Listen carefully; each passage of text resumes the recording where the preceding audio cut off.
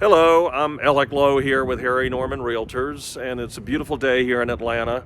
I have a buyer who put a contract down on this condominium behind me here, and we're in the middle of our due diligence period. So whenever you buy a home, be it a condominium or a single family home, you have a due diligence period. And during this due diligence period, it's a buyer beware time, a time for the buyer to bring in anybody that would be able to help them inspect the home for any issues. So today I'm standing here with Elliot, who is with Home Probe here in Atlanta, and he has just completed the inspection here for this condominium. Obviously, condominiums are part of a homeowners association, and so what inspectors typically are doing in a condominium like this are really kind of keying in on the things that are inside the home more than they would be outside the home. Correct? Correct. Yes. So, what should buyers who put a contract down, let's say just on a condominium for now, but what types of things are you looking for as an inspector? Right. So, Alex, we know that buying a home is the biggest investment that most people are going to make in their lifetime. So, of course, the big ticket items are what we are focusing on.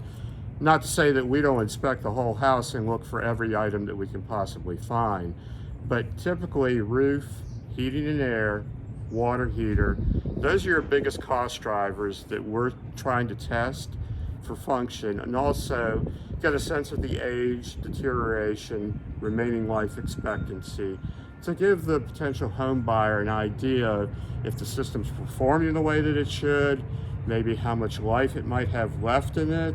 Are they looking at a rather big expense sometime in the near future? So we test them all for function. We look at them visually to make sure that they are standing up against the test of time. And then we convey those findings to the buyer in the form of a written report and verbally over the phone, or, because of COVID at this time, or face-to-face. Right. So we're looking for the big ticket items, and we're also testing everything in the house to make sure it works properly. That's great. Now, how would that be different in a single family home? Well, single-family home, it's a homeowner's responsibility for the entire property.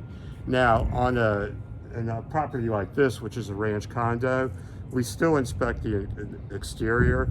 The only time that we don't inspect the exterior is in a true condominium, which maybe might be a high-rise or a mid-rise type condo unit. There, it's basically interior only. But this type of setting, we'll look at everything, and if we find anything, then the potential buyer can pass it along to the HOA, and the HOA is responsible for taking care of that. Gotcha. Terrific.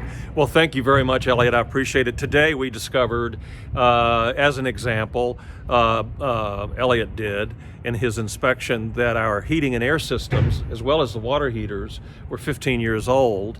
And I guess max life is what, about 20, or how does that work? So for a water heater, the average life expectancy is 10 years. For heating and air systems, the outdoor AC unit, somewhere in the 10 to 15 year range.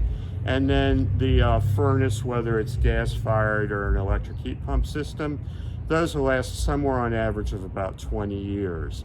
So average life expectancies are a tool to tell the homeowner, hey, it's getting up there in age. The average life says you're getting close to maybe needing replacing it. Not to say that somebody who's well maintained their system may get well beyond that. Not to say also that somebody with a 5-year-old water heater may need to replace it sometime in the near future. Right. And so that's part of the conversation that I'll have with the buyer once we get Elliot's report back, is we'll discuss all the items on his report that need to be addressed, and then we'll come up with a list of concerns that we send to the seller and ask for their help. And that becomes a negotiation process between the buyer and the seller. So this has been very helpful, Elliot. Thank you so much. Yes. I really appreciate it. Yes. And I hope this has been helpful. Have a great day.